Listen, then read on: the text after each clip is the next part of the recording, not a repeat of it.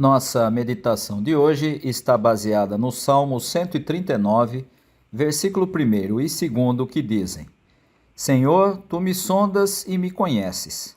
Sabe quando me sento e quando me levanto. De longe conheces os meus pensamentos. Há uma frase de Rubem Alves que pode ser útil na compreensão de nosso texto de hoje.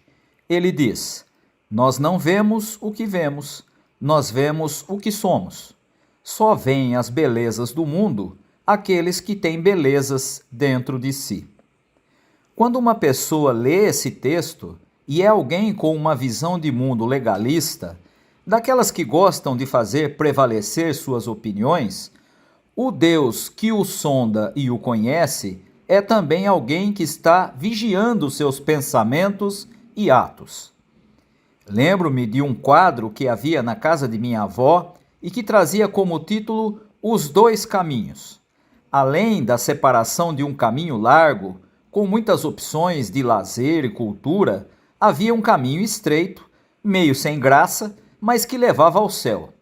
Na parte superior do quadro, acima de tudo o que ocorria, havia um olho dentro de um triângulo para representar que Deus estava olhando tudo o que se passava por aqui. É assim que esse versículo é entendido por quem tem essa rigidez dentro de si. Deus a tudo vê, de tudo sabe, não deixa nenhum detalhe escapar. Esse é um Deus de quem se deve ter medo. Um Deus tão rígido quanto quem o vê nesse texto. Proponho uma outra leitura desse salmo. Uma leitura a partir de Jesus Cristo, o amor de Deus encarnado, aquele que veio buscar quem estava perdido. Quando lemos novamente com o foco em Jesus, Deus já não é o olho que tudo vê e que está atento para punir os desobedientes.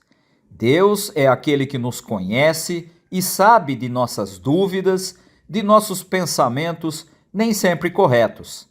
Mas, em vez de ser o Deus punitivo de coração duro, é o Deus de compaixão que Jesus revelou. O Deus que em Cristo restaura a dignidade das pessoas. O Deus que perdoa a mulher flagrada em adultério e o ladrão que o reconheceu como Messias na cruz. Quando se estuda teologia, um dos princípios que norteiam a interpretação do Antigo Testamento é justamente a compreensão dos textos tendo a Jesus como chave de leitura. Se desvincularmos os textos do que Jesus revelou em seu ministério terreno, teremos um Deus terrível e vingativo, um Deus a quem não se pode amar, mas apenas temer. E é preciso perceber que esse tipo de interpretação de textos do Antigo Testamento é bem mais frequente do que podemos imaginar. Há, em muitas igrejas de nossos dias, pessoas que só estão lá por medo de serem condenadas e que entendem a igreja como um tipo de arca de Noé evangélica, uma forma de fugir da condenação do inferno. Não amam a Deus, pois o Deus que conhecem é o olho que tudo vê e que cobra todo deslize. Por isso, a graça é tão mal entendida em muitas igrejas. Ela é boa demais para ser verdade, e as pessoas preferem um Deus irado e carrancudo. A própria sede de violência que tem estado presente em muitos grupos identificados como evangélicos, sobretudo com quem adota opiniões diferentes, tem demonstrado que Rubem Alves estava certo. Pessoas rígidas, ainda que sejam os mesmos pecadores de sempre, veem a si mesmos no Deus a quem servem. E deixo para pensar outra frase de Rubem Alves que diz: Deus é alegria. Deus e uma criança têm isso em comum. Ambos sabem que o universo é uma caixa de brinquedos. Deus está sempre à procura de companheiros para brincar.